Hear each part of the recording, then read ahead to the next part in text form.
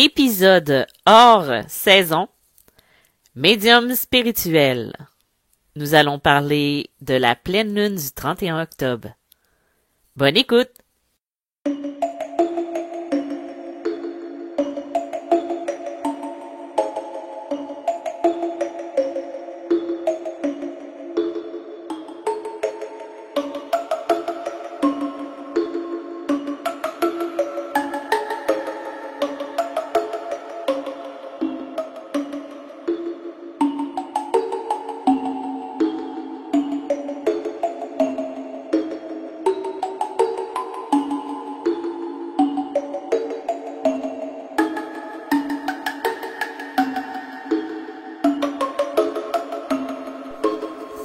Salut tout le monde, je suis super contente de faire un épisode avec vous. Il n'y a pas de numéro cet épisode-là, on va l'appeler l'épisode de 1.1 extra Halloween. En fait, vu que samedi c'est l'Halloween, une fête que je fais depuis toute petite, où on se déguise, où on met des costumes et tout ça, et qu'il y a aussi une pleine lune. Halloween, c'est aussi la fête de Samhain. C'est une fête religieuse païenne. En fait, j'avais envie de vous faire un mini podcast avec l'énergie de la lune pour le 31. Je l'ai canalisé comme à chaque mois. Je le mets directement un texte sur mon site internet. Pas mon site internet, mais sur mon Facebook, qui est disponible si vous y allez sur Isabelle Tremblay, médium et auteur. Mais je vais vous lire, je vais vous expliquer qu'est-ce que cette pleine lune est ce mois-ci. Je ne sais pas si vous avez remarqué que son énergie, elle était forte. C'est une intensité qu'on va ressentir depuis peut-être une semaine et demie. Elle va intervenir tant au niveau du corps, de l'émotionnel, de nos mouvements, de nos actions. On va même en ressentir son énergie. Soit on va faire des cauchemars, on va faire des rêves, on va ressentir cette énergie-là. Et même, il peut arriver aussi qu'on fasse de l'insomnie ou qu'on ait de la difficulté à dormir ou à s'endormir. La pleine lune du 31 octobre, c'est la deuxième pleine lune du mois d'octobre de 2020 et qui tombe le jour de l'Halloween en plus, donc c'est assez spécial comme phénomène. Et je sais pas si vous savez, mais entre le 31 octobre et le 1er novembre, c'est la journée où la ligne devient le plus mince entre celle des morts et des vivants. C'est là où il y a le plus de possibilités de communiquer, d'être en lien, où l'énergie va être plus forte. Donc, c'est vraiment spécial et c'est l'énergie vraiment, elle va être à son apogée le 31 octobre. Là, je sais pas, j'ai eu l'impression que j'ai dit 31 décembre tantôt. Peut-être que non, peut-être que oui, mais ça, c'est vraiment mon style de dire ça. Je suis désolée. C'est sûr qu'on a le droit de croire en sa force ou non. C'est un choix qui va être individuel à chacun de soi. Mais souvent, les êtres qui vont être vulnérables à son énergie le ressentent bien souvent malgré eux. Par exemple, et ça, pour des gens qui travaillent dans les domaines policiers ou même à l'hôpital, il y a souvent plus de mouvements les soirs de pleine lune. Donc, qu'on y croit ou pas, il y a vraiment un petit quelque chose qui est différent. C'est sûr qu'il y a aussi les histoires de grand-mère qu'on peut pas vérifier puis qui peuvent pas être authentifiées. Mais si on est le moindrement sensible, qu'on est le moindrement empathique, on peut ressentir son énergie. Et ça fait une semaine que, dans mon cas, si je parle de moi, que je ressens beaucoup son influence au niveau de mon énergie. Tout d'abord, je tiens à vous rappeler que si vous vous sentez fatigué, lourd, incroyablement vulnérable, ben c'est tout à fait normal. L'inverse aussi peut se produire. T'sais, vous savez, il n'y a pas une personne qui réagit pareil. On va agir tous différemment, peu importe notre personnalité, notre énergie. Donc, une personne peut agir un mois en étant complètement épuisée, vulnérable, envie de pleurer, et le mois suivant, ressentir l'inverse de ce que les autres. Ça dépend aussi de ce qu'on porte en ce moment au niveau du cœur. Si on est plus fatigué et donc plus vulnérable, c'est sûr que ça va nous rentrer dedans encore plus profondément. Vous allez ressentir, ou peut-être dans les derniers jours, ou peut-être que ça va s'intensifier dans le cours des jours qui suivent, ça va être des migraines ou des douleurs physiques. Ça va être que ce soit musculaire, des maux chroniques qu'on pensait qu'ils étaient endormis depuis un moment ou qu'on espérait qu'ils reviennent pas, vont refaire surface. Par exemple, si vous faites de l'arthrose, de l'arthrite ou de la fibromyalgie, je l'ai peut-être nommé mais pas de la bonne façon, ça se peut que ça soit plus intense dans les derniers jours. Ça peut aussi aller piquer là où vous avez plus une sensibilité aussi. Il y a aussi le besoin de se remettre en question une partie de sa vie. Ça se fait encore et ça se ressent encore beaucoup.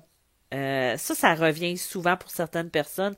C'est comme si on avait besoin d'aller changer ce qui se passe à l'intérieur de nous, comme si on avait besoin de remettre en question, c'est-tu correct ce que je fais?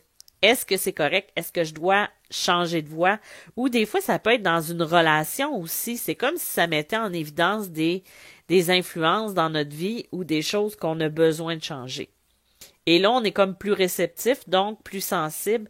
Et là, c'est là qu'on va voir que non, il faut que je fasse un changement, il faut que ça se fasse présentement. Et des fois, ça va juste initier ce besoin de changement-là.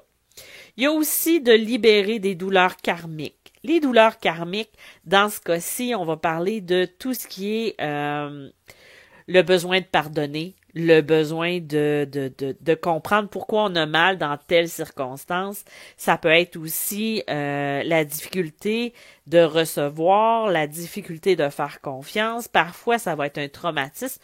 Il y a des gens que ça va être des traumatismes de viol ou d'agression ou peu importe de trahison qui vient de ses vies antérieures et que souvent on comprend pas dans cette vie-ci puis qu'on a besoin de libérer. Ça, c'est quelque chose qui peut arriver aussi à ce niveau-là, si vous avez l'impression de vous libérer de quelque chose.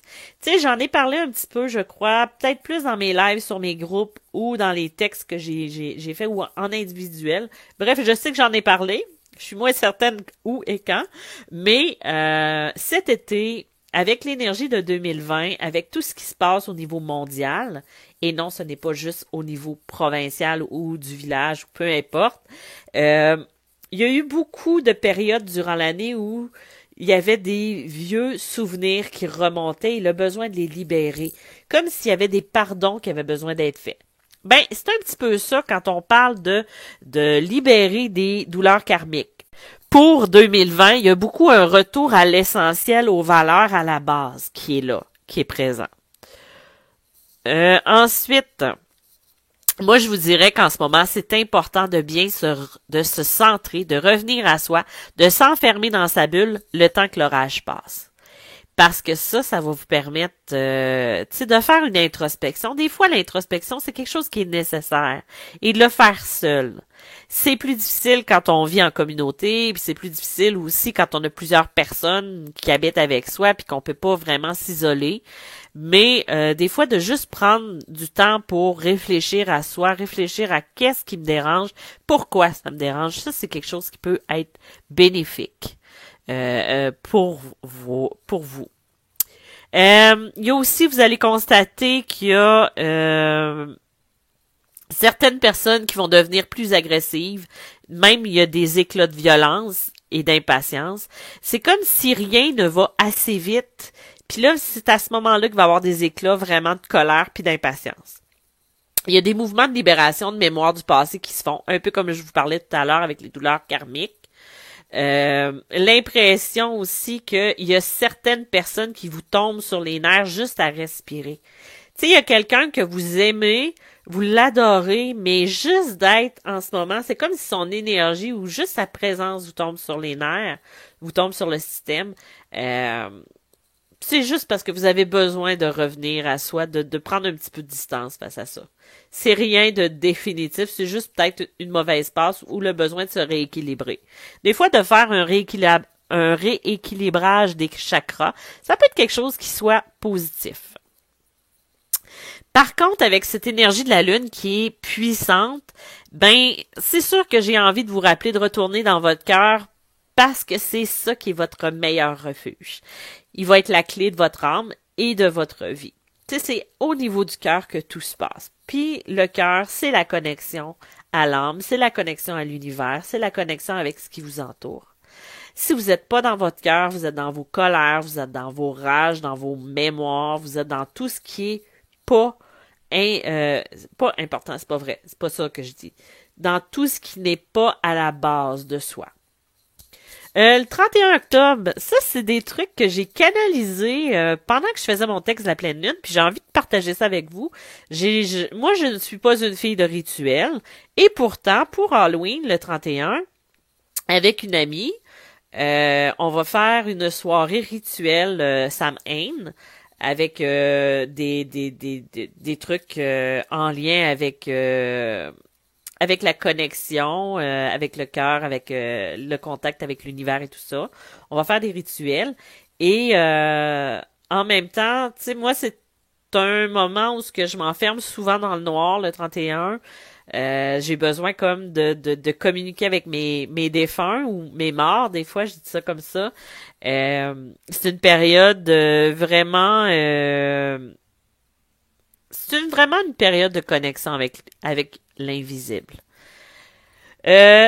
Dans ce que j'ai eu comme information qui est venue, il y avait le 31 octobre. Ça, c'est quelque chose que vous pouvez faire, pas nécessairement juste au 31 octobre, c'est juste parce que là, c'est une soirée où la ligne est mince, où la connexion est plus forte, mais vous pouvez le faire n'importe quand.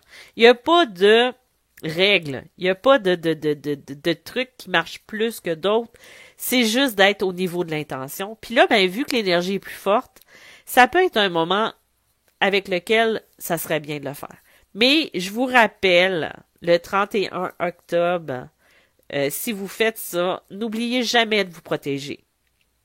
De vous protéger des énergies qui vous entourent parce que c'est important. 31 octobre, allumez une chandelle, qu'elle soit blanche ou rouge. Toutes les deux, oui. Toutes les deux sont porteuses d'amour. Et écrivez une lettre à la main à un être cher disparu. Vous pouvez, si vous avez personne, vous pouvez contacter vos guides ou contacter l'univers. Faites vos demandes. Mais, tu sais, ce serait bien de le faire à un être cher disparu ou à quelqu'un qui est dorénavant de l'autre côté, dans le monde invisible. Et ensuite, de brûler la lettre avec la flamme de la chandelle avant de l'envoyer à l'univers. Tout ça peut être fait au niveau de l'intention. C'est sûr que si vous décidez de brûler la feuille, vous pouvez l'allumer avec la flamme et vous le mettez à brûler dans une casserole ou dans le lavabo pour être certain qu'il y ait rien que ça soit pas dangereux, bien sûr. Mais ça, j'ai pas à vous l'expliquer du pourquoi, du comment. Et ce que vous pouvez faire aussi suite à ça, c'est de demander de venir vous répondre dans vos rêves ou de vous envoyer un signe et un message significatif. Ça peut être un signe. Moi, pendant que je faisais mon texte, je recevais beaucoup l'image d'une plume. Ça peut être une plume que vous demandez d'avoir dans votre vie qui arrive sur vos pas, juste pour vous dire, gars, je suis là. Et j'ai besoin que tu m'aies entendu et j'ai besoin que tu me reviennes avec une réponse, que ce soit assez clair pour que je sache que c'est toi. Parce que ça se peut que nos pensées, nos intuitions nous emmènent là où il faut pas. Et souvent on doute, on se remet en question. Donc, demandez quelque chose qui est quand même assez significatif pour vous, pour que vous le voyez. Mais ne voyez pas des signes partout non plus. Tu sais, il suffit d'être dans l'équilibre. Du 30 octobre au soir, avant d'aller vous coucher, avant le 31, jusqu'au 1er novembre, moi j'aurais, ce que j'ai entendu, c'est de remplir une bouteille d'eau que vous mettrez à la lueur de la lune pour capter l'énergie dans cette eau-là. Puisez un peu de cette force lunaire. C'est un peu comme de recharger ses batteries, de recharger ses pierres. Là, je parlais des batteries, c'était pas nécessairement des piles, mais vraiment d'aller chercher dans cette force lunaire-là une énergie qui peut être bonne pour vous. Encore une chose, tout est en lien avec l'énergie. J'aurais aussi envie de vous dire, soyez forts, soyez vrais. Ne laissez personne vous dicter quoi penser, mais agissez avec la pleine conscience de votre cœur. Puis surtout, merci d'être présent. Donc, avant de vous laisser, deux choses que je vous rappelle. Vous avez vu que j'ai pas été capable de dire le mot, mais c'est trop drôle quand même. Deux trucs que j'aimerais vous rappeler, c'est vous pouvez utiliser le 31, pas le 31, mais la pleine lune pour faire vos purification et protection de la maison. C'est un rappel qui peut être bien pour protéger la maison régulièrement. Et aussi, il y a des pierres qui se rechargent avec l'énergie lunaire. Donc, vous pouvez en profiter pour recharger vos pierres. Et sinon, en tout cas, merci d'avoir été là. C'était mon petit spécial Halloween. Il est possible que j'en fasse de temps en temps si ça vous a intéressé, si vous avez aimé. Entre-temps, je vous dis merci, à bientôt et je vous reviens lundi prochain avec un autre podcast. Et cette fois-ci, je rencontre, c'est une interview encore une fois. Donc, je vous dis merci d'être là. Vous pouvez retrouver toutes les informations en lien avec mes services sur mediummalgrémoi.com. Il y a toujours mes livres que vous pouvez lire. Et sinon, je vous dis à bientôt. Bye bye.